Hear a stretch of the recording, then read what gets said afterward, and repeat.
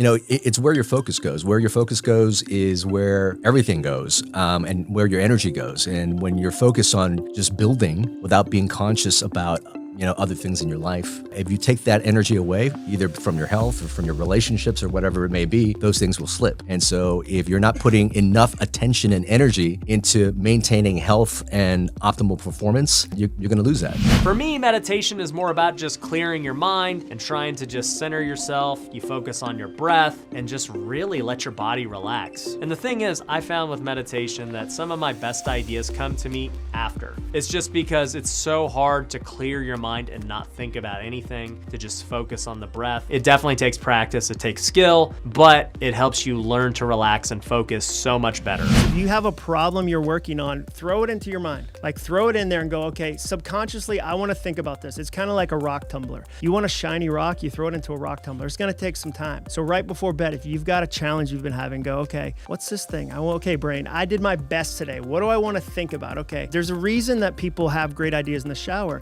It's the only time they're left to be bored. And so you go, okay, I'm going to think about this idea right before I go to bed, knowing that as I sleep, I'm going to give myself a chance to think about this and work on this. And it's amazing how often the next day, the next afternoon, you go. Everybody is always looking for the secret pill. They want to know how to get rich quick or what is the fastest path to success. And to be honest, I always ignore when people say things like that because common sense says there's no way that you can do that. But the thing is, when you look at other people, it sure seems like some are getting rich quick or having success overnight. I think I have figured out how everybody gets rich quick or has this overnight success. And I'm gonna reveal the truth to you in this video. If you're new to my channel, my name's Ryan Pineda. I'm a real estate investor and entrepreneur, and the goal of my channel is to help people live the wealthy way. If you wanna get access to our free course, our free Discord community, and our free planner app, go to wealthyway.com and you can get everything for free. Now I'm fully aware, from the outside looking in, a lot of people think that I'm an overnight success. On social media, it seems like I came out of nowhere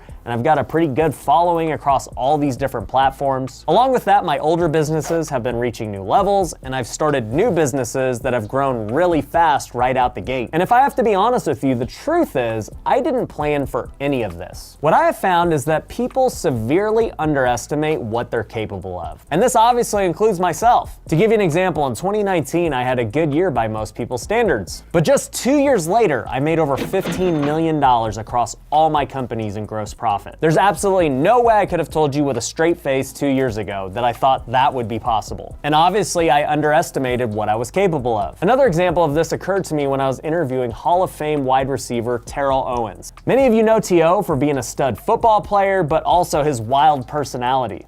But as I interviewed him, he started to talk about things that I never knew before. He said that he wasn't highly recruited out of high school. He ended up having to go to a small college where he didn't have a starting spot. As he went through college, he was good, but nobody was projecting he'd be a first rounder or this high draft pick. He then gets drafted by the 49ers, but nobody was counting on him to be the guy. He was playing behind Jerry Rice, who was the greatest wide receiver of all time. And he said that when he came into the league, there was no way he thought he would ever become a Hall of Famer, let alone this guy who was leading the league in all these different categories. He was just trying to become a starter and help his team. And after years of doing it consistently, he got elected to the Hall of Fame as one of the greatest wide receivers ever.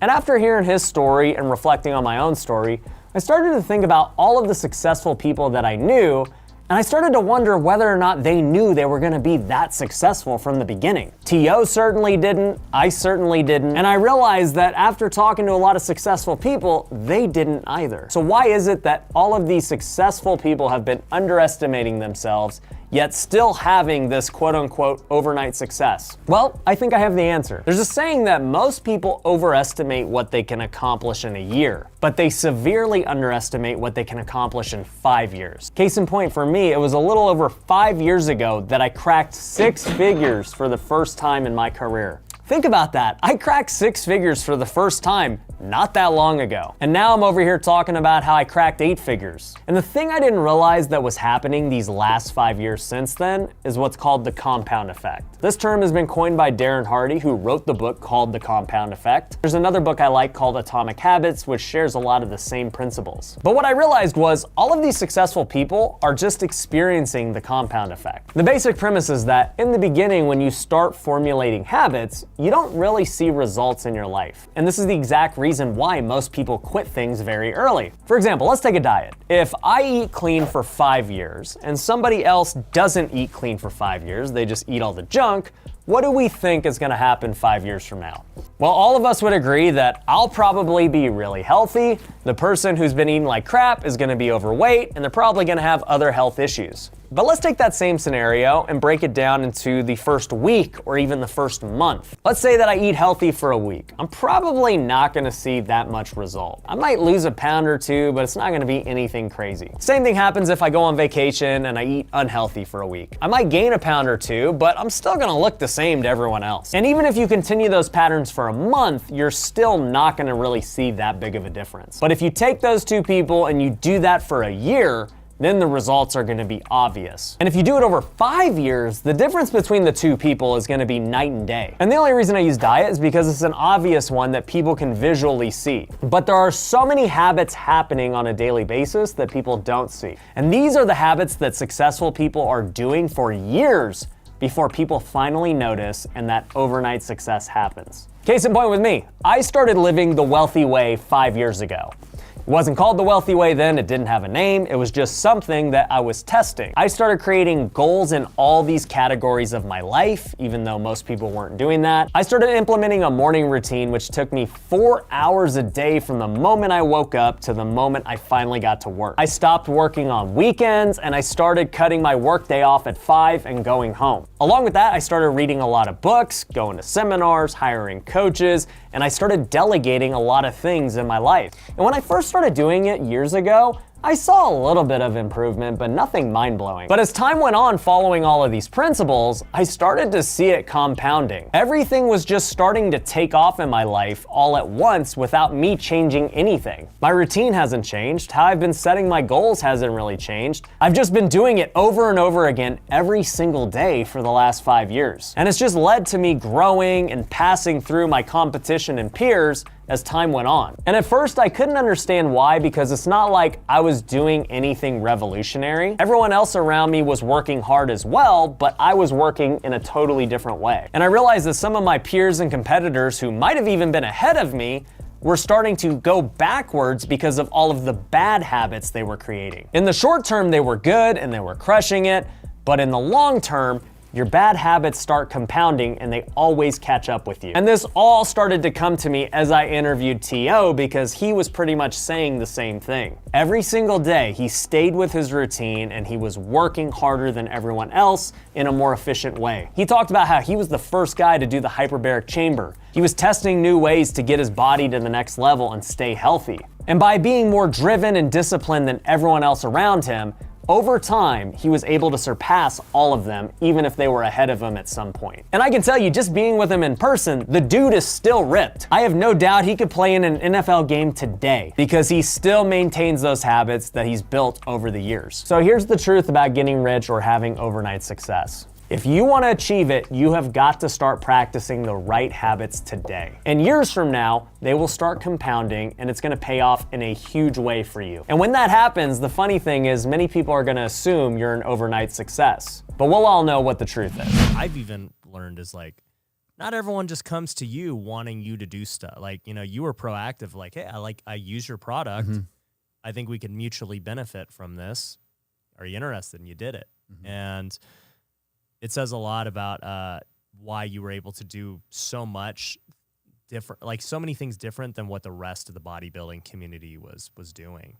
So as far as like, you know, the business side of it, we could talk about even more of what you're doing today, but on the competing side of things, like how did you like stay so consistent for 10 years, you know, finishing in the top 2 almost every year?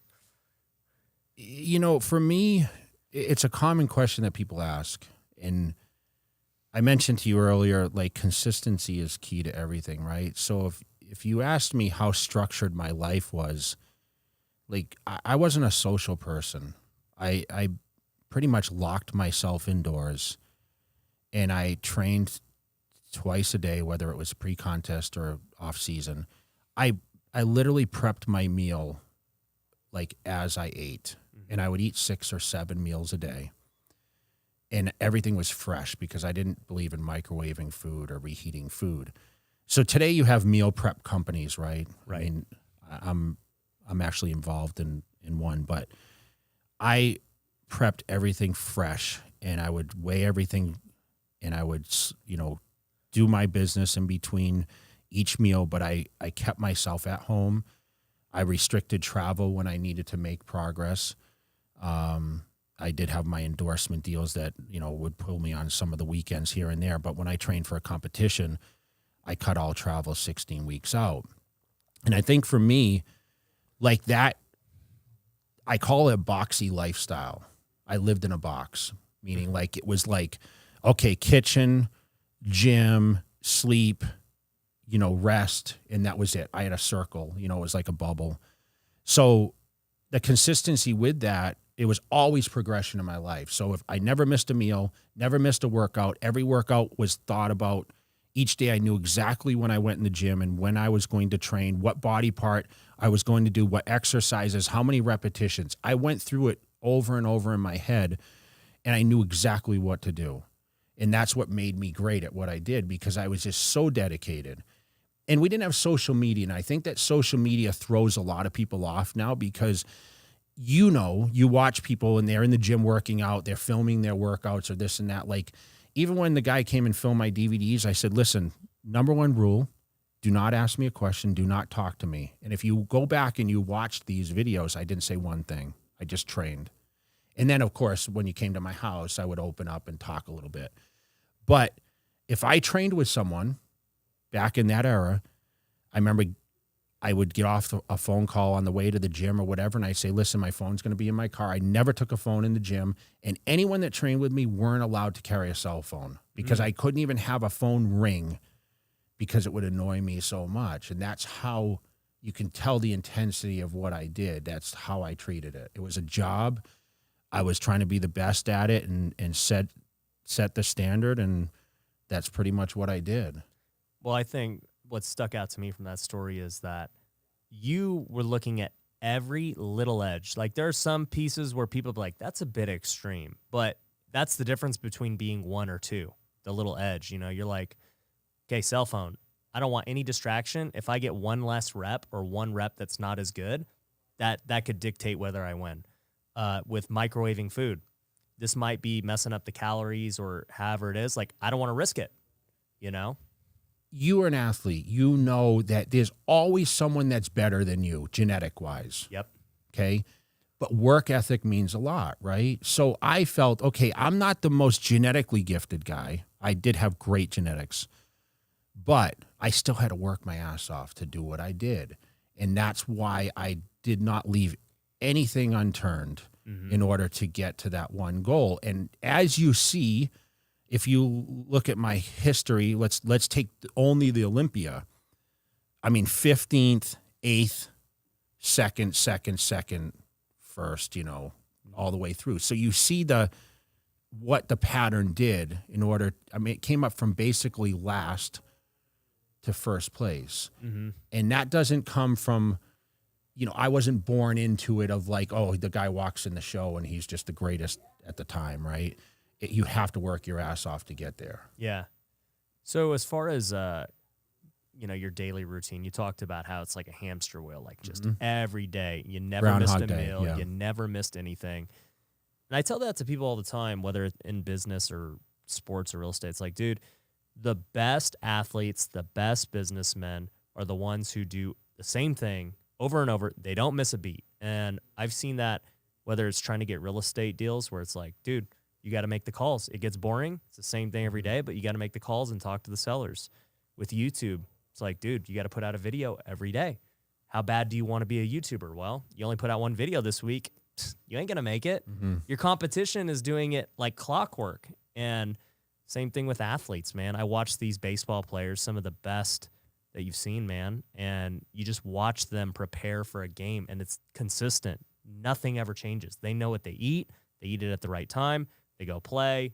They got their recovery after the game. They get their sleep. They wake up. They do it again for 162 games. It's nuts.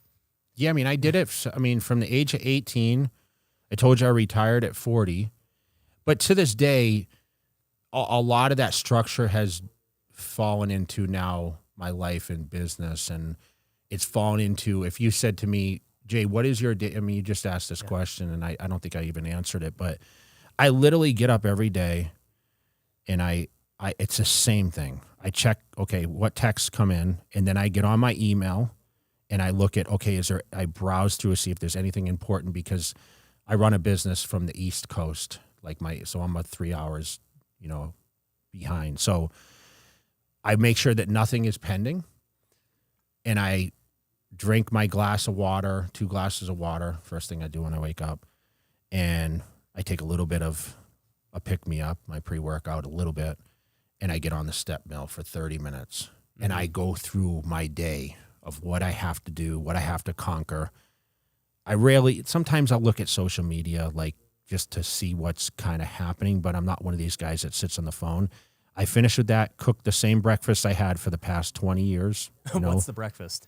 So I drink the egg whites now. So I mentioned I do about 30 egg whites, but I drink 30 egg whites today still. No. Oh, I drink. you used I to. drink 2 cups of egg whites. Okay. I blend it in a blender with ice and a little bit of my amino acids. I have 2 whole eggs. I have 2 slices of Ezekiel bread. I have 1 cup of cottage cheese, and I have a bowl of grits.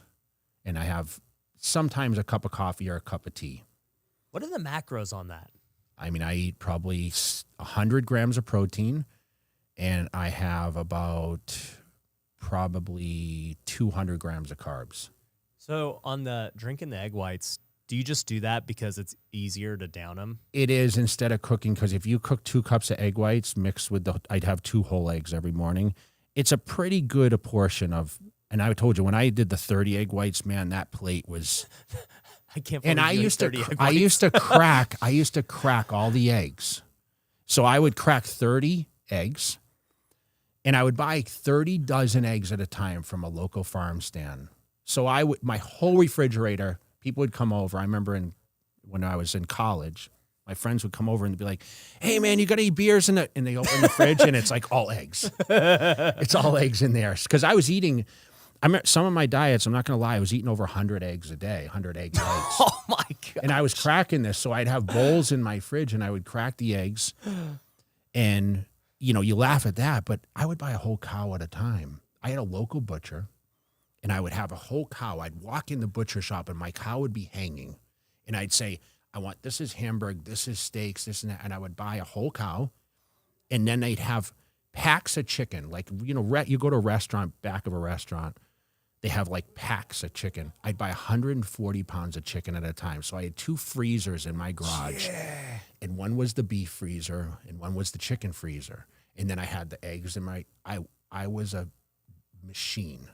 All I did was eat, and I would take out 5 pounds of meat between the 2 a day. So I take out 2.5 pounds. I would usually break it down into 1 pound Ziploc bags. So anytime I brought the meat home, it was like a whole chore to have us all breaking the meat down so it would be in bags so I could thaw stuff out on a daily basis. And I would eat 5 pounds of meat a day, plus the eggs. How many grams of protein is this a day? I was eating about 300-400 grams on a very consistent basis. Dang, that is insane. Yeah. How many calories a day were you eating? I never really counted the calories, although I figured it was around between probably 6,000 to 7,000. Wow, that's it. Because I'd eat a lot of carbohydrates too. Remember, I was trying to keep the fats low. So, when you talk carbs and protein, carbs and protein each have 4 calories per gram, where, fat has 9 calories per gram. So that's why, I tried not to add any fat to my diet. So that's the one thing, that I was different from a lot of bodybuilders, is I didn't actually take in fat, extra essential fats and all that through my diet protocols. And even when I dieted for competitions, I'd switch to white fish, which was very low in fat. And that's why, if I put someone on a diet protocol, I try to keep the fat calories lower. So I'm not someone, if you say, hey, I want to be on a program and I want to snack, and I would give them cashews or nuts. I don't necessarily do that. I try to keep the actual fat's fat. Okay, I understand there's good and bad fat, certain olive oils, whatever else. I tried to keep that to a minimal. So, because then it didn't halt my metabolism, because when you take in more fat calories, it's going to slow your metabolism a little bit. Really? So when you have a lower fat diet, you can eat more like the machine, because I had to get in my 6 or 7 meals a day. that was the key every single day. So that was routine. And I assume you were eating lean beef then. Lean beef. I mean, I was getting it from a butcher shop. You weren't eating the Wagyu. That No, I'm eating on no, Fridays. but we didn't even have that. Yeah, that didn't exist. So it was like, I mean, I was getting anything at a grocery store is never as great as a butcher shop. And I was in the middle of cow country. I was in Massachusetts, rural area. So I would buy my cow there. So, you're talking about just purely chicken, eggs, and beef. And you said sometimes you'd go to fish when you were trying to really lean out. Whitefish, yeah. Why not, these other things like salmon or pork? Two are higher in fat. I mean, it's a good fat, but I was a carb eater too. Do you see any scenario in nutrition where it makes sense to, do lower carbs, high fat, like keto? I'm not a huge keto. I was a little more stern about that earlier. I think I said it's shit, right? But it's not something that you can do long term, because in the end, like, you're not always going to stay on that keto diet, like eating out or, family functions, whatever else. I think if you can stay consistent with, what we call the zigzag diet, meaning like if you fluctuate calories on certain days from different sources. So like you're doing like a higher, carb days. Yeah, that's what I'm on right now. And what happens is, ideally what you want to do, and I want people to pay attention to this, is, like I mentioned, calories from protein and carbs are the same, right? It's 4 calories per gram, right? So what I try to do is, like, if the carbs are higher, the protein goes down. So you still get the same calorie. And then when the carbs come down, the protein goes up. So it shifts, and you kind of eat the same calories, but your body is shifting sources. Mm-hmm. So it kind of tricks your body, because your body knows, the way it functions, a protein from a carbohydrate, right? I mean, how it breaks it down into sugars and everything. And you need glycogen in your muscle, like, especially if you work out. So that's why carbs are so important. Like, that's going to give you your fuel, and it's going to give you your tissue expansion. Like we talk about, there's a lot of fluid in the muscle, but it's also glycogen, which is from your carbohydrates. Yes, protein can convert if you're on a deficit, but ideally your body's going to function from your carbohydrates getting there. A lot of it is not like a diss or anything, but I get these DMs. They're like, Ryan, I mean, you got nice cars. Well, I only have a car right now, but my wife has a nice car. And, you got a nice house. You're building that mountain that's going to be millions and millions of dollars. Like, at what point are you crossing the line between how much is too much? And there's a lot of things that I look at, because I used to be very judgmental as well. I would see people and I'm like, man, you could have gave that money to the poor. You could have done so much else with that money, and you spent it on, the stuff that you don't need. At the end of the day, nobody needs to live on a mountain and build the house that I'm building. So really, here's the things that I think about as I've gotten older and made more money. Number one, okay, as a Christian, are you still tithing and giving? Okay. If you are spending all this money and you're not tithing and you're not giving, then there's an issue. Okay. This has no relevance on how much you make, because tithing is just simply a percentage of your income. Doesn't matter what you make. And so whether you're making $40,000 a year or whether you're making $4 million a year, the percentage is the same. And so it's like, are you tithing or not? Like, that's what it comes down to. And if you're not, then you've got an issue. That's what I fully believe. And there are Christians who say, well, man, like tithing it's in the Old Testament. You don't need to do that anymore. It's like, Jesus definitely did not say that you don't need to just stop giving. You're meant to be selfless. You're meant to serve others. You're meant to give. And there's a reason that money is talked about more often than any other subject in the Bible, because God knew that money was what was going to have the biggest hold on people. And so no matter what your situation is, if you're not giving and tithing, then you've got an issue. And if you're not a Christian, okay, obviously you don't believe in tithing, but I do believe you should be giving. You should be donating. You should be doing all those things. And if you're not, then yeah, you're probably selfishly spending your money. So that's one thing to look at. And, for me anyways, I'm not going to talk about how much I give, but, I know that I'm giving a good amount. So I'll just leave it at that. But, the second thing you got to look at is, do you find yourself neglecting your family or your faith in the pursuit of making more money or working more? And this is one that I do have to check myself on. I have to be very cautious of, because as an entrepreneur, I could work nonstop. I really could. Like, I love working. I love making videos. I love building businesses. I love marketing. I love, all those things. But if I go down this rabbit hole of just only working because I know that, hey, more work makes more money, and then I neglect my faith or my family, there's a big problem. And I see it happen all the time with guys in my Bible study. I see it happen with people at church. They just stop going. Oh, well, I got an appointment I got to, go to. There's oh, well, it's like, well, yeah, that just shows it's not a priority for you. Like, you're literally choosing not to attend, fellowship or whatever, in the pursuit of money. Like, it's a very obvious example. And I'm not saying that, like, you should never make a mistake or never, if the situation calls for it, go to work. Like, that's not what I'm saying. Like, I'm not just being hardcore and expecting everyone to be perfect. My point is, if it's just a continual habit of constantly pursuing money over family and God, then yeah, you've got a problem. And for me, that's why I have to, really discipline myself and say, I'm only working these hours. I've got a rule that, hey, I'm not working past 5 o'clock. I'm only working weekdays. Whatever I can get done in that amount of time, that's what I'm getting done, because I want to spend the weekends with my family. So, what are you actually, like, if you were to look at your time, take a step back, a big picture view, and see, like, how are you working? Like, or not how are you working, but what does your day look like? How many hours are spent with work? How many hours are spent with God? How many hours are spent with your family? And you're going to know a lot about yourself just by having a quick self check-in. So, third thing I look at is, how far below your means are you living? Okay. Unfortunately, I don't know the exact statistic, but like half of people are living paycheck to paycheck or are in debt. They have a negative net worth. So obviously you are living, above your means at that point. The goal is to live below your means so that you can start saving money and building wealth. I think everyone listening to this podcast knows that that's what you want to do. I mean, it's probably why you follow me.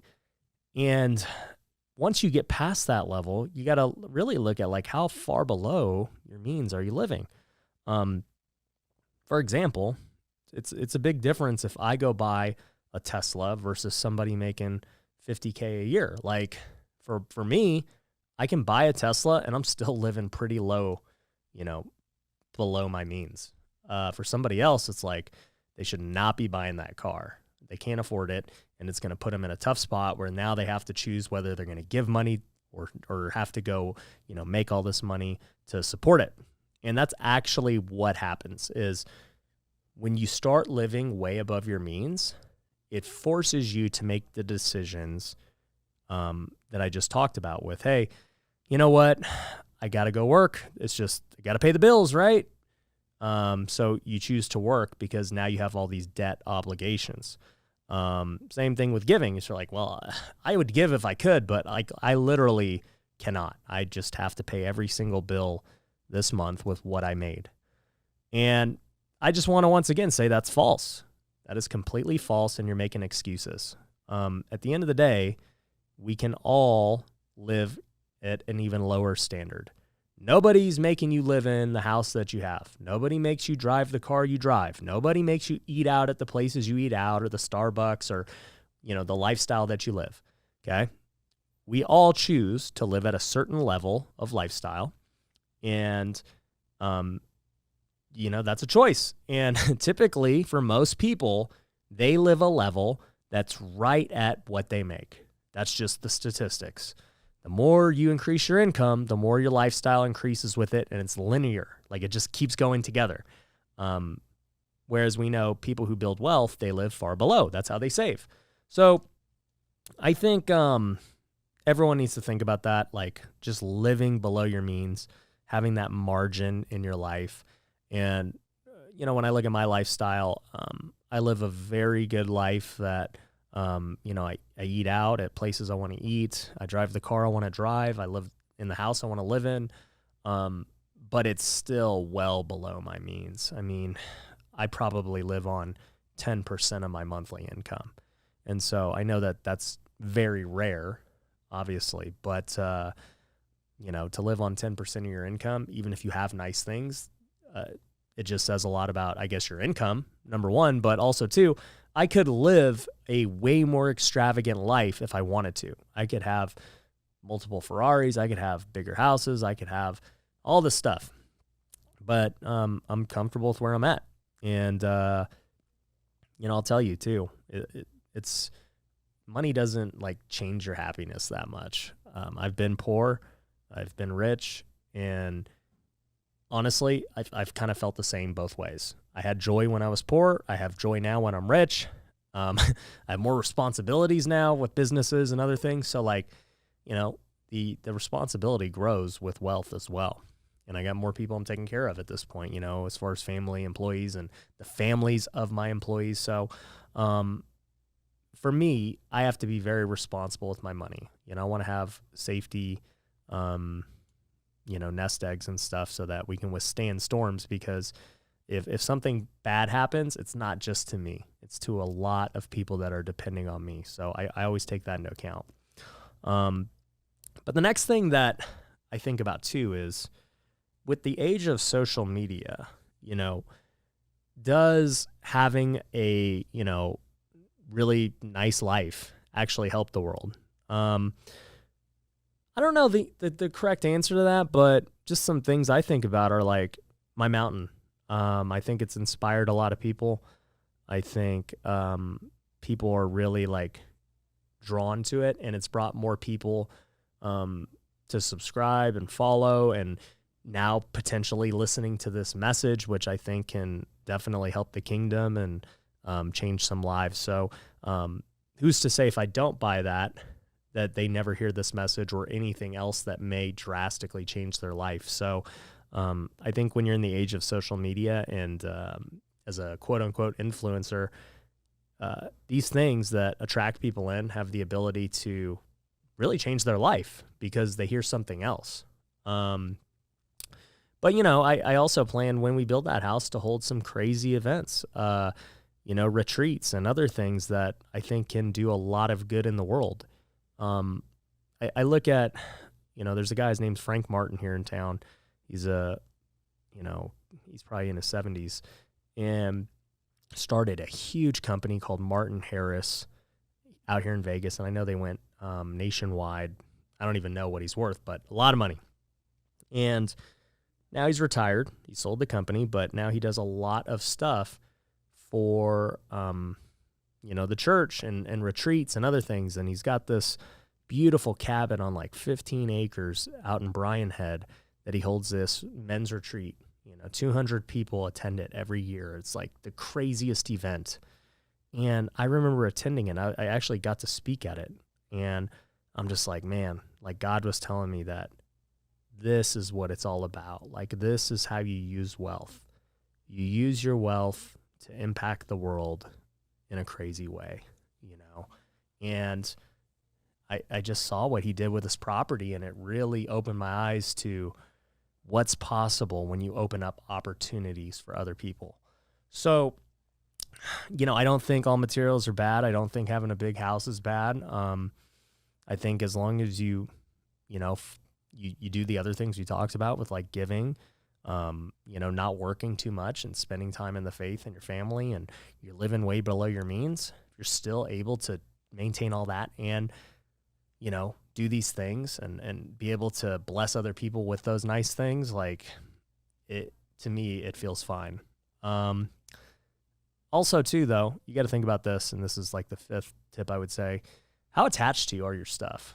You know, are you super attached to it? Like, do you have this sentimental thing where you're like, I will never sell this. Like, I just love it so much. For me, I am not. I'm literally not attached to anything.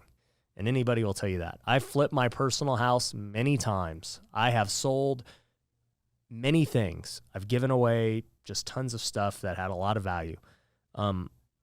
I just am not attached to things. Like, I just don't care. And it's kind of funny because, you know, I get people on this podcast who are like, man, you need to get a supercar. It's good marketing and all this. And I'm like looking through and I'm like, I don't even really want one. I get that it could bring exposure and potentially have a good return on investment because it brings business in, but I just don't even want one. In fact, if I had to sell my Tesla tomorrow because something went down or whatever, I'd sell it tomorrow and drive a Prius. Like, I really don't care. And it doesn't mean I'm going to go drive a Prius because I don't have to, but I would if I had to. I just don't care. I would sell my house today if I had to. I've made that decision before multiple times as I've built up over the years. I've had to convince my wife to sell our house because it was the right decision. And I didn't know where we were going to live. I didn't have another house planned out. We actually had to rent, but I knew that in order for us to get to the next stage of life and in my career, I had to sell it. And it's exactly what I did. So I'm not attached to anything. I can say that with certainty. Now, there's, you know, even if you follow all those things, I mean, there's still a lot of Christians who will say, well, you shouldn't buy any worldly things, you know. It doesn't matter. I don't care how much money you have. You should be donating it all. You should give it all away. And, you know, I think a pastor I really respect, his name is Francis Chan, he kind of did that. He wrote a book called Crazy Love and other books that have definitely made him millions of dollars. And he's just been giving it all away. And he actually chose to like give it all away and live very poor. He actually moved to China to be away from like all the fame and everything that he had built, all the worldly success. And a lot of people just, you know, they praised him for that and they respect him. And I respect him. Great guy. I hope one day I get to meet him. That'd be awesome. But I also know that God has a different purpose for everyone, especially with the skills that he's given people in their lives. So, you know, when I think about missionaries, like, missionaries just have this calling. They just feel it and they want to go on missions, change the world, help these people in need. And I love missionaries. We support a couple of them here in Vegas. I actually put it, you guys should check out this YouTube I did. It's really amazing. But one of our houses that we bought as a rental, we put some missionaries from Africa into it, and they've loved it. So, you know, missionaries are great, but here's the deal. You know, God gave them the ability to go do that, and somebody's got to fund them, you know? And God gave me the ability to make the money to fund them, to buy the house that they live in.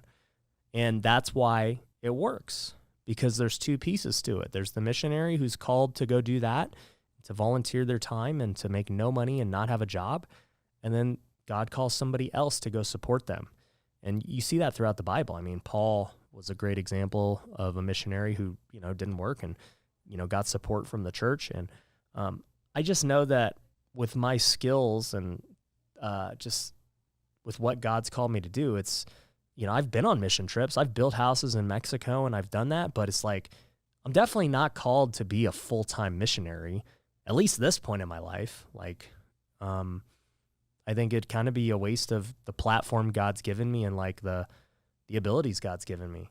I think the platform that he's given me is to do messages like this podcast right now. And on top of that, to support other missionaries and other people and churches and things that he's given me with wealth. So the point of all that is that just because you see, say, a pastor do one thing or somebody else do another, it doesn't mean that that's what you have to do. You know, God said that we are all different parts of the body. You know, this part has a different purpose than this part, but they all need to be, you know, working together to succeed. And so, just understand, like, what's your role in all of this? Like, what are you really called to do? So that's kind of how I see it. And even when you think about the church as like a whole, as an organization, it's like somebody's got to, you know, fund the church. Somebody's got to, you know, pay the bills. Okay, who's that coming from? It's going to be coming from a big donor. somebody's got to run the church offices. Like somebody's got to do the admin side of things and be the assistant and all this stuff. Like the church as a big level cannot function without these administrative type people. Doesn't make them any less valuable than even the pastor or, the person who's teaching Sunday school. Like every part is super valuable so that the church as a whole succeeds. So you just got to figure out what your role is. And, I think to circle it back to the top, like at the end of the day, I know that there are going to be people who still listen to this or watch me and never hear this, who say, man, like that guy is not living a Christian lifestyle. Just, he should not be buying all that stuff or talking about money or all this. Like, number one, talking about money is totally fine. That's why the Bible talks about it more than anything. But, lifestyle-wise, it may be justified. And it's something that as I just, every day in life, continue to figure out, like, what do I feel the Spirit calling me to do? Like, what's right, what's wrong? And that's kind of, where things stand. And at the end of the day, like I said, if God called me to sell everything, I'd have no problem doing it. If he called me to go on missions today, even though I haven't felt that calling, if I felt strong enough and the conviction was there, I would do it. I just haven't felt that. But, just do what you feel God calling you to do. And I think that's the best step. And, like I said before, I know this is from the Christian perspective, but even if you're not a Christian, I think a lot of these principles can still apply to you on, how you live your life and the things that you should think about, and how you spend your money. At the end of the day, it's good to live below your lifestyle so you don't have to constantly work. So you can give to others. So you can, tell me about the meditation. Like, what is the routine? You said you've been doing something really strict. Yeah. So, again, for the listener or viewer, so I started meditating 5 years ago, and I'll be honest with you, I started with a hangover. It's all because good. I was alone. I felt alone. I felt sad. And I was just like, didn't know where I was going or what was happening, you know? But I knew that I wanted more, that I needed God, that I needed to find something better. And so I started with a hangover, and it was 5 minutes. And then you know what ended up happening? The booze fell off. It left my life because God knew it didn't need to be in my life. Yeah. Right. I found that bliss. I found that joy from something else, not a chemical, from my own spirit. Right. Yep. And so every day, it started off at 5 minutes, and then it went to 10 minutes. And now I meditate 30 minutes to an hour every single morning. I wake up, actually typically don't even leave my bed. I'll meditate right in the bed.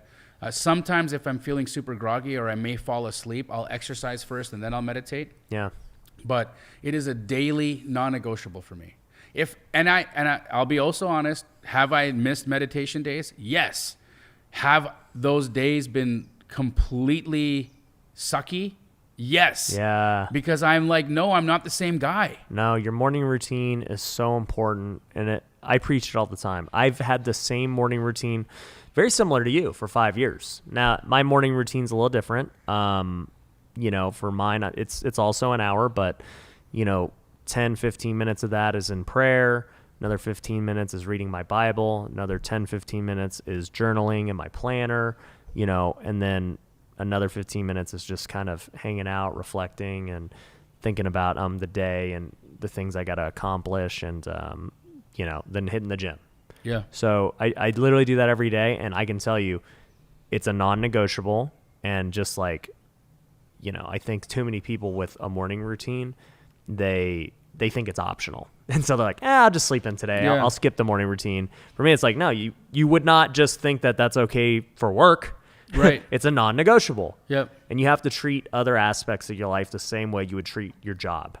Yes. 100%. Yeah. In fact, even higher priority than that. Oh, no, without a doubt. Without a doubt. Because I've been late to work because I needed to make sure I did my morning routine. Yes, sir. But I'm also the boss, guys, so that kind of helps. He's also the boss. But But like, even then, you know, like you became the boss because you were the boss of you. Exactly. You know, you don't We get need to make that a shirt. Yes. I'm the boss because I'm the boss of me first. Yeah, 100%, dude. Yeah. Like, you are the boss of you, and because you're the boss of you, you can now be the boss in life. Yeah. Right? And I think that we just have to learn it. They don't teach this to us in high school. They don't teach it to us in college. You know, it's a shame. It's a shame that, like, life isn't taught the way that it needs to be lived in its highest way. I'm with you, dude. I'm Right? with you, man. They Well, teach that's us why to we memorize. They teach us to just regurgitate. I think it's going to change as things, you know, social media and things evolve. You know, I think kids are way more in tune with YouTube and podcast and all of these forms of content that are teaching them the things that school does not. So, and we just see it, like right now I'm at an event, and I just see these 17, 18-year-old kids making $20,000, you know, flipping or wholesaling a house. I'm like, holy crap, how did you learn? Like, they're like, dude, I've been studying this since I was 15 years old. Yeah. It's like, dude, when we were 15, I was a nut. nobody was telling us about wholesaling or, so it's a different time. So I do think, though, that is going to be on the verge of changing. So I'm excited agree. for that. Also, our role models are evolving too. Like you said, you see these young kids that their role models are entrepreneurs. 100%. You know, whereas like for me, you know, again, no disrespect to Pac, right? I love Tupac and I got motivated from Tupac, but that was my role model. You know what I Right. mean?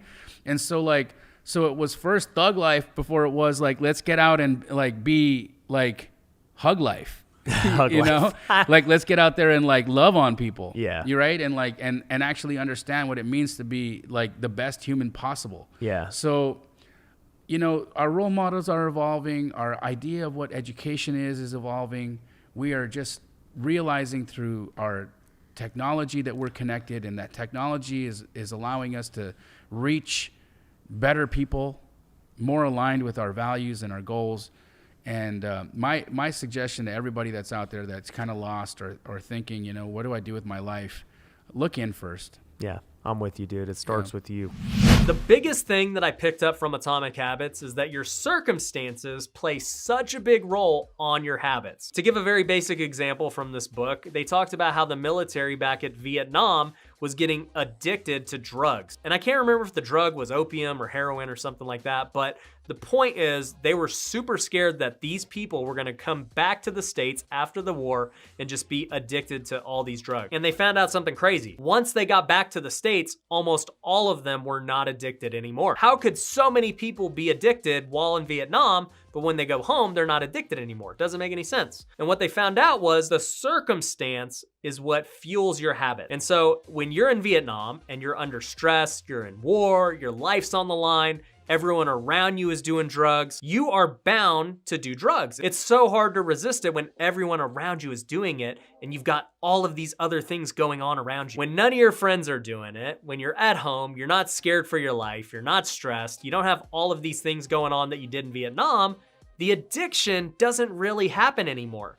You don't have the triggers that make you want to do it anymore. And so the moral of the story is, if you want to change your habits, you need to first change your surroundings. And I noticed this in my life. If you follow me on Instagram, you know I love eating ube ice cream. And so if I have ube ice cream in the freezer, there's a pretty good chance I'm gonna eat it at night after dinner. But if it's not in the freezer, I'm not gonna eat it. I don't wanna go to the store and go get it. It's just too much of a hassle. And so when bad things are easily accessible, you are more likely to do it. If you just get rid of them out of your sight, you're probably not gonna do them anymore. So that was a big thing I learned. Change your surroundings to change your habit. The second book that played a huge role on me was Who Moved My Cheese? Now, this was a very short book. I think it took like 30 minutes to read. That's my favorite type of book, you know? Spend 30 minutes reading, counts as one of my books for the year. I love it. But here's the lesson from the book. No matter what has been your source of income to this point, your cheese, essentially, that does not mean it's gonna be your source of income or what provides for you tomorrow. The thing is, the cheese is always moving. And in today's world where things are happening so fast, where industries are changing, the way we do business is changing,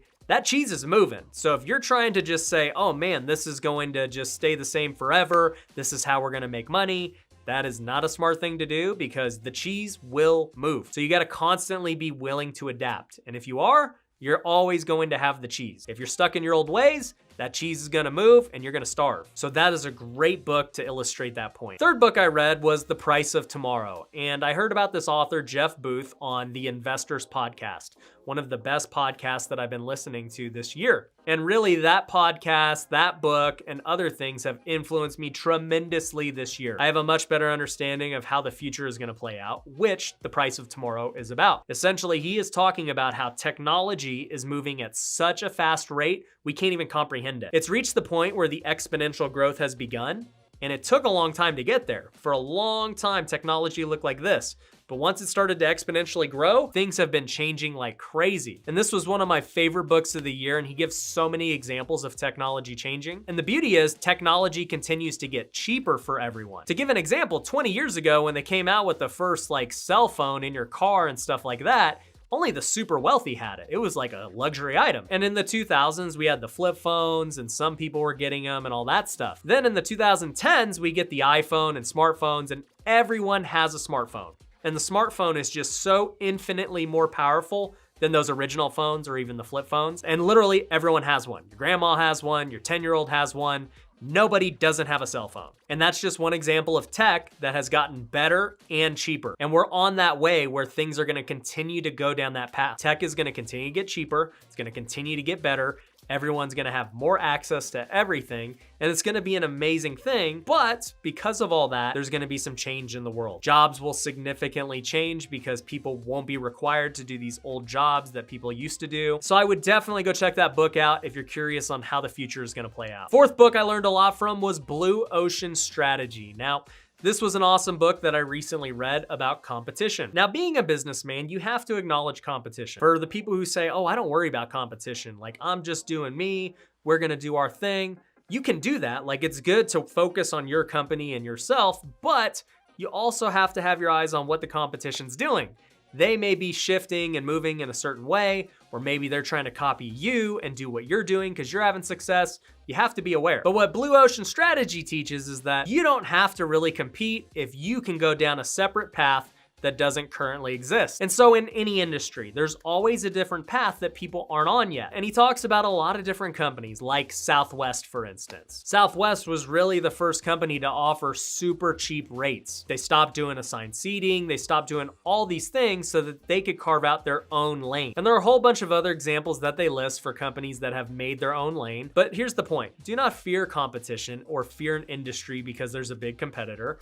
Instead, think about where is no one at? Where is there literally no competition in this industry? And you'll start thinking differently and becoming more innovative. The last book I want to tell you guys about is Die with Zero. So this was an amazing book that really kind of makes you think differently than how you always have been. The concept is this: you want to die with $0. You want to have given away or spent all your money before you die. You see, most people die with a very big fortune, and then it ends up going to the kids, or it ends up going to charities, or whatever the case is. But you were never able to see them benefit from all that fortune and all your giving because you're dead. And so it comes up with this new concept of giving and spending while you're alive so that you die with zero. And trust me, I know you're thinking that's irresponsible, that's crazy, but the way they explain it in the book makes perfect sense. I'm not doing a great job of it on this video. But one other concept that the book talks about that I love is it's better to go spend money and go create memories when you're young. If you go on that vacation or you go experience that thing,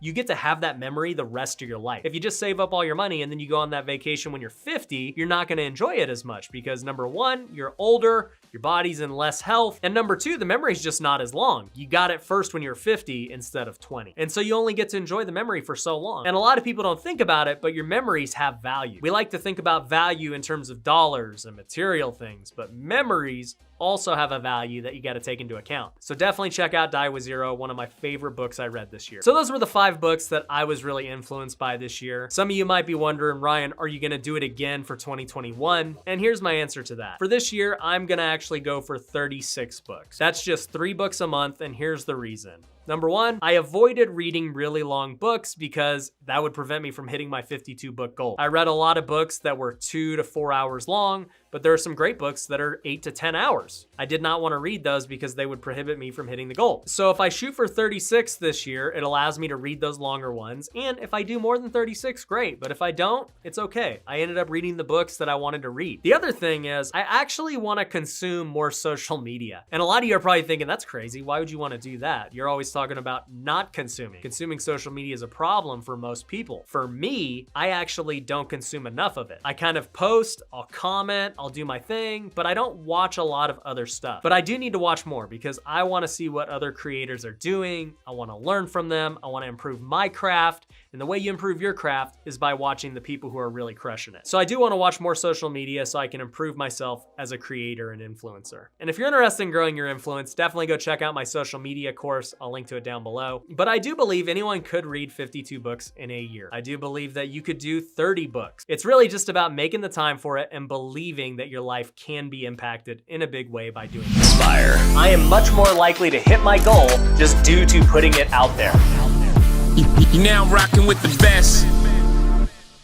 What's going on, everybody? Welcome to another episode of the Ryan Pineda Show. Today, we have a health expert. This man has actually looked at my lab results and given me some feedback. He was highly recommended by my friend Carlos Reyes. And as I've gotten to know him and looked through his book, I've seen a lot of cool things that I actually want to touch on regarding health that I think are going to help a lot of entrepreneurs. So without further ado, I've got none other than Kian Vu. What's up, man? How's it going? Thanks for the invitation. Your studio here is amazing. Yeah, man. I'm excited to have you because I've wanted to start branching off into, experts in other industries and everything else. And I think that health is something I'm very into now. Yeah. I hadn't had a blood test in literally my life. Like I haven't had to go look at it. I'm like, I'm fit and feel good, whatever. But now I'm getting the blood test. I got the Aura ring now. Mm-hmm. I did a 30-day fast with no coffee or alcohol. And I'm just trying, I understand I'm getting older. So I'm like, how do I take care of myself better? And I think you're the man to tell me.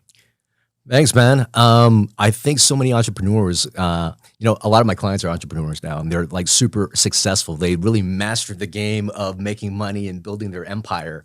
They just left out the focus on their health. And so they come to me typically with a lot of money and typically overweight, probably either insulin resistant or diabetic. They've got a lot of metabolic markers off. Their libido is shot, their energy is shot, and the hustle energy that they had building their empire, they've lost that edge. Yeah. Why do you think that happens? It's because when you focus, it's where your focus goes. Where your focus goes is where everything goes, and where your energy goes. And when you're focused on just building without being conscious about, other things in your life, if you take that energy away, either from your health or from your relationships or whatever it may be, those things will slip. And so if you're not putting enough attention and energy into maintaining health and optimal performance, you're going to lose that. Right.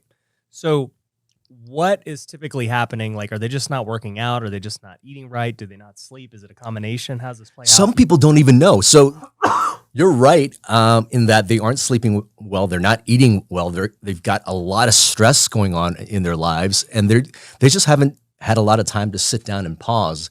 And when I initially meet a lot of them, they're like, oh yeah, I'm probably not doing this. The thing is, I think they are so wrapped up and so focused on their work that everything else they're not even conscious of. And I think that's really the problem. And I know we're going to talk about my book, and it's really becoming more conscious in 7 areas of your life: sleep, nutrition, movement, your stress and emotions, your thoughts, your relationships, and then also purpose.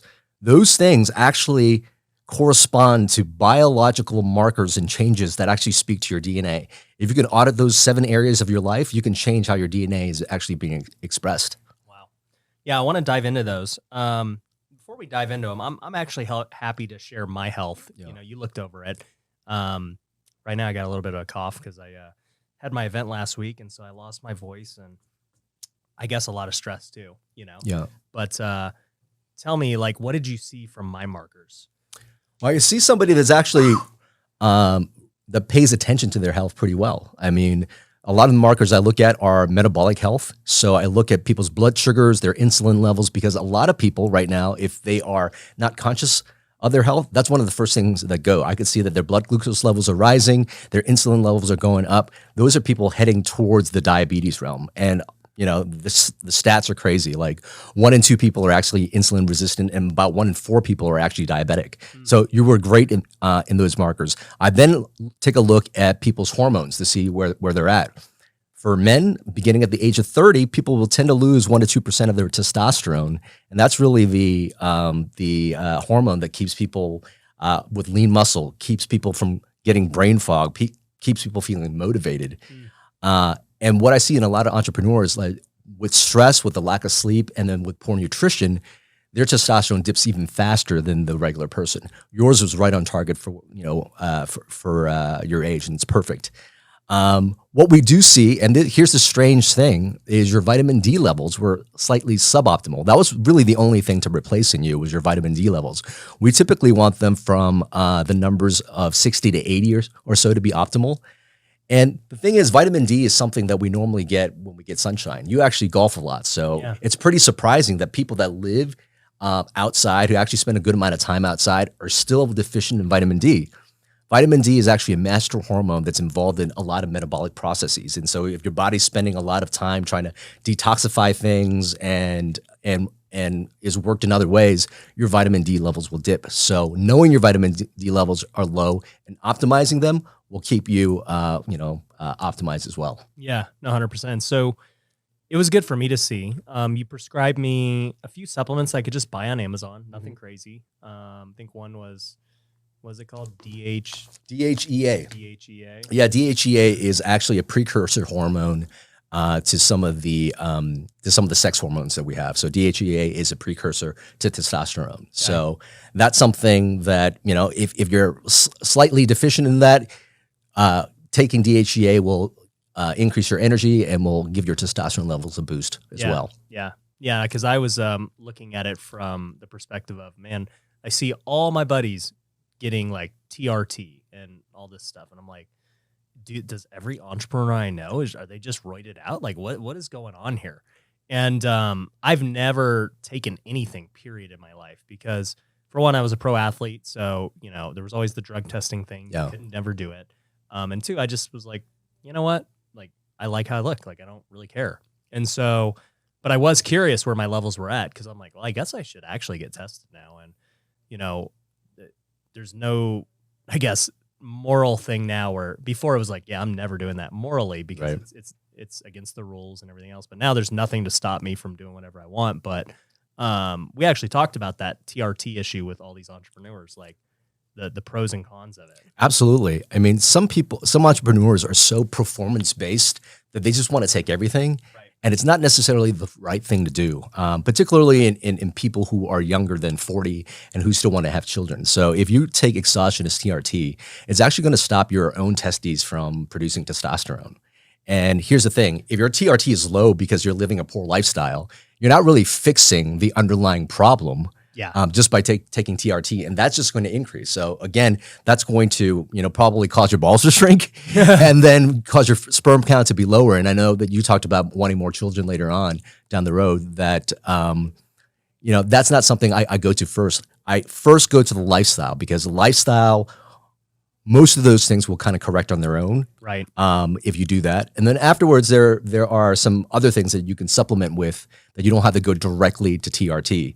And then finally, if you do need to go TRT, see somebody who actually does it, for a living, somebody who's been trained, either in anti-aging or gotten some hormonal training. Don't just go to anyone to get that done.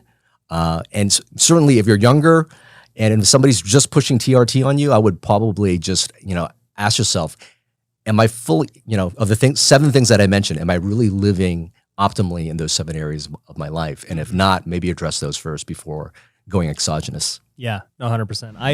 And so for me, I am still trying to figure out, okay, what am I going to really key in on? Because I do have a lot of passions, but what, you know. But that's the thing. See, what I like about what you're doing, which is something that I'm actually going to start doing with my channel. I don't know why I never went in on YouTube, right? I don't know if I was too lazy. I don't know if I didn't have the right infrastructure or the right strategy.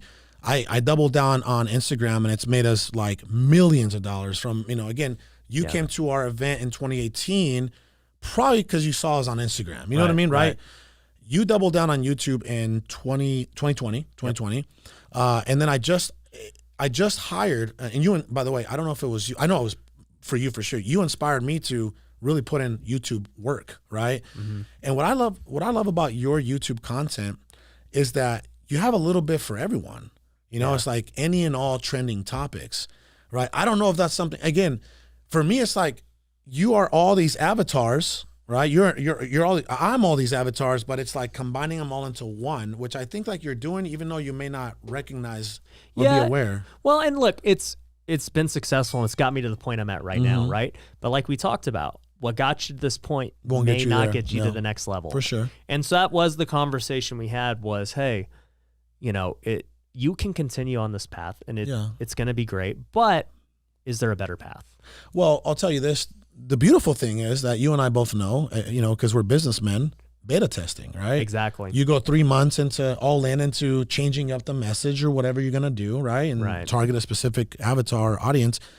You change up the message and you see what happens in 3 months, maybe 6 months at the most. Right. And then you're going to say like, man, it's either going to blow up or it's going to decline. Exactly. Right? So that's the beautiful part about business, man, and right now you are in a position to be able to do some research and development and beta test. So it's going to work out well for you regardless. So no, I'm excited about it. It was a great call. And once again, it just goes back to the whole theme of this episode of, hey, you need outside consultants giving you new perspectives, because it's very hard to see internally what's going on with you, or I guess externally, the perception of you, because you're always thinking internally. And then when you get somebody else who's unbiased, who can really tell you the truth, it really opens your eyes like, okay, like I never even thought about it this way. I've been kind of stuck in doing it this way for a while, but this way could be better. And so I love getting coaches just like you, man. I love going to events, and man, I think everyone needs to get into that. Let me ask you this.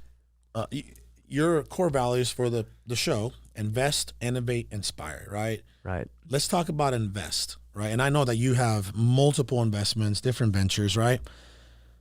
What do you think the number one, like once you can afford it, once you have the capacity, what is the number one thing that you should be investing in? I think real estate. Oh, beside yourself? I was going to say. Yeah. Beside yourself. Yourself. What did you tell me? What did you tell me before we got the show rolling about LeBron James and Tom Brady? LeBron spends $1 million a year on himself. Is he getting his return? Oh, he's getting an ROI, all right. Tom Brady, the guy's 50. I don't know what he won a Super Bowl again. He just won a Super Bowl at the age of 40 just won something. too. You see, these guys, they know the game. They know, like, they're investing into every, when it comes to them, every aspect, nutrition, health, mindset, like spirituality, like they're investing. They got their board of advisors. Yeah. They got their squad. Like I got my own, specialists in their own field. You know what I mean? Right. And again, I feel like a lot of entrepreneurs out there, they're not willing to do that for multiple reasons. One of them is they don't want to spend the money on themselves for some crazy reason. They don't believe they're going to get an ROI. Which is stupid, right? Or they believe they know it all. On this podcast, I've talked a ton about my morning routine. And I talk about how it's like a non-negotiable for me. Like I've got to get in my time every single morning. And my wife knows how important it is to me. And she knows that, I quote unquote need to be selfish with it, right? Because once I go out for the day, I'm out in the world, man. Yep. Whatever happens.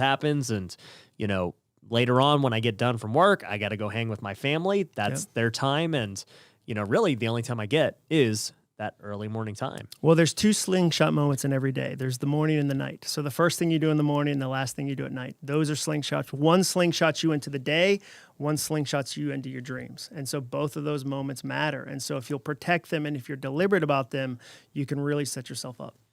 I've never thought about the slingshot moment after, before sleep. Like, to me, it makes sense, right? Do something in the morning and it's going to impact you. Like, I know when I spend my quiet time with God, I feel so much better the rest of the day. I act differently than how I would act had I not did that. You treat people differently. I treat people differently. I'm more aware. When I work out in the morning, I feel way better throughout the day. Like, I get that. But I've never thought about my nighttime routine. Yeah, so Jewish scholars used to talk about your day starts the night before.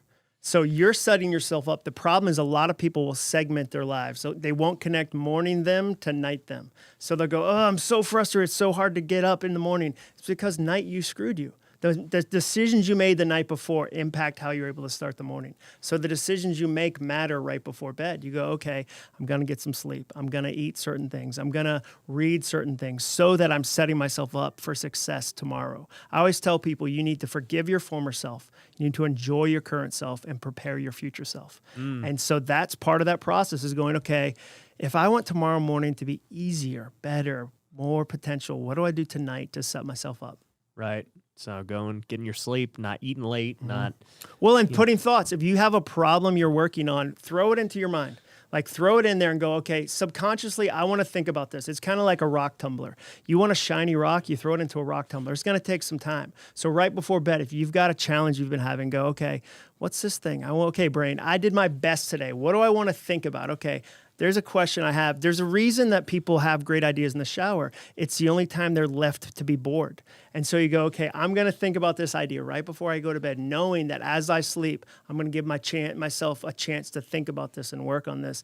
And it's amazing how often the next day, the next afternoon, you go, wait a second, I just had this bit of insight. And it's something you can be deliberate about. Why wait for a eureka moment? It's way better to plan them and be deliberate about them. I love that. Yeah. And I can tell you, it makes complete sense. I've always instinctively been like, hey, I got to get good sleep, so I'm ready to go tomorrow. But, when you put it that way, it's like, yeah, your next day is severely impacted by the night before. And if you don't take it seriously, it's hard to, have a great day. Well, and you can't complain the next morning. You set yourself up. There's not a separate person that did that. Like night Ryan set up morning Ryan. So there's always a connection. And I think that people tend to have a hard time connecting those two parts of their day. Yeah. And I personally do all of these habits. Some of them I've been doing for years or even over a decade. And I can tell you that they work if you do them consistently. And I'm going to save my most controversial one for last. So make sure you stay through for the whole list. So let's jump into the list. The very first habit that I'm going to tell you about is one that I just started this year in 2021. And habit number 1 is 1 hour of no phone. Now, I'm sure there are half of you who are thinking that, wow, that's really easy to do. I could care less about my phone. And then there's the other half of you thinking, are you absolutely crazy? What if something happens? What if my friend posts something and I don't comment on it right away? What if my favorite creator releases a new video and I didn't see it? Trust me. Getting an hour away from your phone is gonna definitely help you out. It was something I wanted to do this year because I wanted to be more present with my family at night. Throughout the day, I'm doing my business, I'm posting, I'm getting calls, I'm getting texts. I can't really afford to just put my phone away for an hour. But when I get home after 5 o'clock and I'm with my family, there's no reason that I need my phone. I've done what I needed to do for the day. I should have my attention on them. Now, I actually know a few business people that I really respect who, when they get home, their phone's done. They are not touching their phone at all until the next day. For me, that's a bit extreme. I couldn't do it because my mind is just always racing. And even though I'm home, I kind of always feel like I work 24/7 just because my mind can't shut off. But being able to shut off for an hour is a really good start for me. And eventually it may become 2 hours. It may become 3 hours. It may become the rest of the night.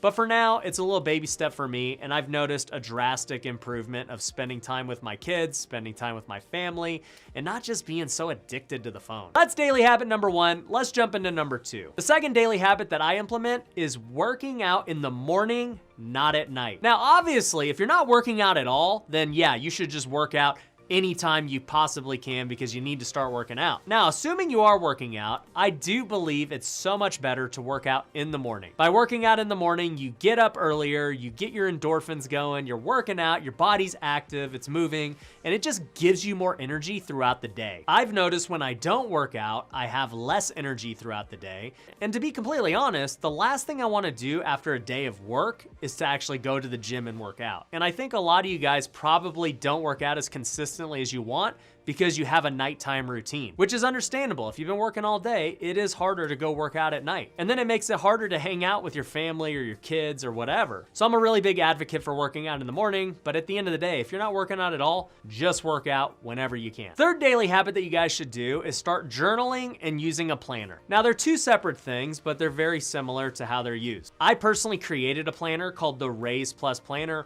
I'll link to it down below. You can download it completely for free. In the planner, I write out all my goals every day. I write out things I'm grateful for. It tracks my habits. It tracks everything. It's super cool. And honestly, that's how I keep myself accountable. I know that if I'm not hitting my goals, the planner tells me right then and there with the automation that we have in it. And it's just a way for me to see if I'm on track to hit my goals for the year. So I definitely believe in getting a planner. The second half of that would be your journal. Now I've actually built the journal into the Raised Planner, so I will just journal all of my different thoughts, I'll journal prayers, I'll journal many different things every single day. The whole point is to take everything that's in here and get it out on paper. We all have a lot of great thoughts, but the majority of us never actually remember them because we don't write them down. I've been journaling for the last 5+ years, and I have every single journal I'm able to go look back on and see what I was going through at that moment. I've been through tough moments in my life, I've been through high moments of my life, and it's awesome being able to go back and see what I was going through during those times. And I do believe journaling is a huge part of why I'm at where I'm at today. So definitely go download the Raise Plus Planner because it will give you the all-in-one planner and journal. Fourth daily habit I wanna tell you guys about is turning off your notification. Now this one might be the biggest one for me this year. As my influence has grown and as I've put myself out there more, I am getting notifications nonstop left and right. I'm getting notified of people commenting, I'm getting notified of DMs, I'm getting notified of all these text messages, emails, you name it. I'm getting notified literally every minute. And I don't know about you, but I hate notifications. I'm not the type of guy who can have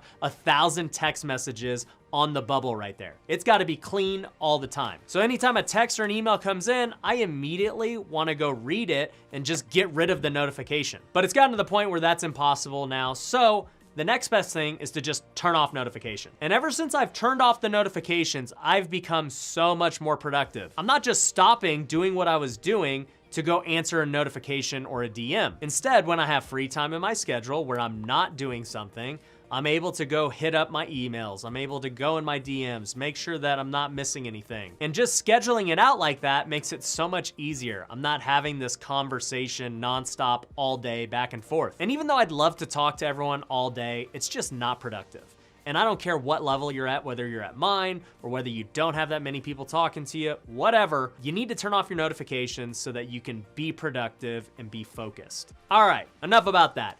Fifth daily habit I want to tell you about is cold showers. So, cold showers are something that I experimented with last year in 2020 and something that I really like. I really like it because it wakes me up really fast and it gets my body in this weird state that gives me more energy than if I were to take a nice hot shower and just kind of be relaxed. I don't even know the science behind why cold showers are good, but what I do know is it makes me feel good and that's good enough for me. And I love to have the cold shower right before my workout because now I'm just like ready to roll. It's like woken me up and I'm good to go. Now, as far as how long I do a cold shower for, it's only like 30 seconds. It's not like I'm taking a 10-minute shower cold. From the research I did, people were saying that's all you really needed, so that's all I do. And it gets the job done, but maybe I'll experiment doing it for a few minutes and seeing if there's any different results. But other than that, I don't really know much about cold showers other than they make me feel good. People say they're good, so I do it. Habit number 6 is praying or meditating for 10 minutes a day. Typically, that happens in the morning during my morning routine. Doesn't mean I don't pray throughout the day on other things, but I just wanna set aside this 10 minutes to get it done. Now, I know there's a lot of Christians who might be thinking, man, that's not enough. I'm just telling you, that's what I do. It's what works for me. Now, if you're not religious or you don't believe in God, I still think that you can use this technique in the form of meditation. I actually meditate as well. For me, meditation is more about just clearing your mind and trying to just center yourself. You focus on your breath and just really let your body relax. And the thing is, I found with meditation that some of my best ideas come to me after. It's just because it's so hard to clear your mind and not think about anything. to just focus on the breath. It definitely takes practice, it takes skill, but it helps you learn to relax and focus so much better. So definitely pray, definitely meditate. They're both good things. Habit number 7 that I implement is reading 20 minutes a day. Did you know last year in 2020, I read 52 books. Many people have asked me, how do you read 52 books in a year? How long does it take? You could honestly read 52 books in a year if you just read 30 minutes a day. 30 minutes a day gives you 3.5 hours a week. That's the typical length of a book that I read. Boom, that's 52, one a week. Now, I only said read 20 minutes a day because it's a lot easier for people to read 20 minutes than it is 30 minutes. If you read 20 minutes a day, you should be able to read at least 30 books for the year. And I'll tell you, books have impacted me probably more than anything. They've impacted me more than podcasts. They've impacted me more than YouTube. They've probably impacted me more than all the courses I've taken. And it's not that the books are better, but it's because the books inspire me to do these other things. Because I read a book on flipping houses, it led me to a podcast. It led me to buy this guy's course. It led me to join a mastermind or a coaching program. It was the inspiration behind the bigger picture. Very rarely does a book give you like everything from A to Z. The book is just kind of the first step of the journey that you're looking to do. So I believe that the more books you read, the more inspired you're gonna be and the more you can accomplish. And if you guys didn't know, I actually wrote a book called Flip Your Future. So if you haven't checked that out, definitely check it out on Amazon. Or if you want to download it completely for free, you can get that at ryanpineda.com. And since we're on the topic of courses and masterminds, if you go to ryanpineda.com, you can see all of my courses. You can see my coaching program. You can be coached directly by me if you want to get into real estate investing. But we've got a ton of ways how we can help outside of real estate, so definitely go check it out. So anyways, reading is great. Go do it 20 minutes a day. Habit number 8 that I want to tell you guys about is listening to one podcast every week. Now, this isn't necessarily like a daily habit, so it's kind of cheating, but if you can listen to at least one podcast a week, similar to the book, I think it's gonna change your life. I've learned so much about real estate, about economics, about influence, about business, about everything that I do in my life from other people. And the best way to learn from other people is through podcasts, is through YouTube and all these other things. I personally like listening to podcasts more because you're gonna get the raw and realness of it. See, the thing is, on YouTube, they have a certain type of content that they want. And so most YouTube videos are made to hit that type of content. The real meat and potatoes are found in long form content like a podcast. So I would definitely listen to one podcast a week. And if you didn't know, I actually just launched my brand new podcast called The Ryan Pineda Show. Make sure you go check it out on Apple Podcasts. Go check it out here on YouTube. We have the video version of it. Make sure you subscribe to the channel on YouTube, The Ryan Pineda Show. We'll link to it down below. You'll love it. It's much more raw than what you see here on my main channel. I can guarantee you're probably gonna learn more through those podcasts than you will watching these videos. Habit number 9 is that I want you to post on social media every day. Whatever that looks like for you, whether it's just one piece of content, whether it's 20 pieces of content, I don't really care. But you should post on social media every day. And you might be wondering, what's the point of that? Why would I post every day? Because I believe if you're watching this channel, you probably want to improve your life. You might be business focused. You might want to make more money. And I can tell you, social media is where the money's at. But the money is not in the person consuming the content. The money is with the guy making the content that other people are watching. If you can get other people to watch you because you make good content, you are gonna start making some money from it. Look, there are so many ways to monetize content, but the reality is you gotta find your niche first. And the only way to find it is by posting. You're gonna have to just post, figure out what you like posting, figure out what gets a good response. And I can tell you, it'll be worth it if you stay with it. Not to be a complete sales pitch, but I also have my social media influencer academy. It's at ryanpineda.com, like I mentioned before, and that's where you can learn how to post and create content and make money from it. So get out there and post on social media every day. And all of this leads to habit number 10, which I promised would be somewhat controversial. It's something that I truly believe in, and I think it has played a huge role in my success. I've been doing it for years. And habit number 10 is to take the weekends off. Now, once again, it's kind of a cheat because it's not like a daily habit, but for me, it kind of is. I want to include it in here because there's really no better way to say it. I think that taking the weekends off are important. Number one, nobody can work 7 days a week, all day, every day, and consistently do it with no repercussions. Only bad things will happen from not taking days off. You're either gonna get burnt out personally, your health is gonna suffer, both mentally and physically, and if you have a family or you have friends, they're gonna suffer because they never see you, and that'll end up just hurting you again. So I think you definitely need to have a day off. And so for you, if that means just 1 day a week of rest, that's great, do 1 day a week.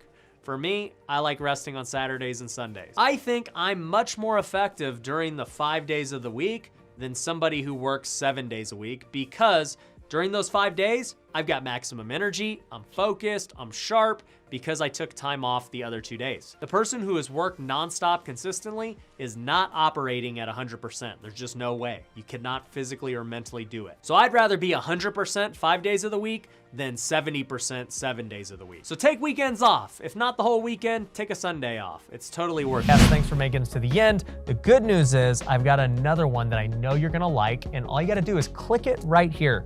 Linking it right here. All you gotta do is just click it, and you're gonna see this new episode that you're gonna love. If you're not saving money, you're not spending it on the economy. And if you're not buying my products or somebody else's products, then we're not able to go create jobs and innovate new things. And so by pushing for inflation, everyone wins. Well, actually, I shouldn't say everybody, because people lose if they're not putting their money to work in some type of assets. If your money is sitting in the bank making 0.001%, you are losing money today every time the government prints.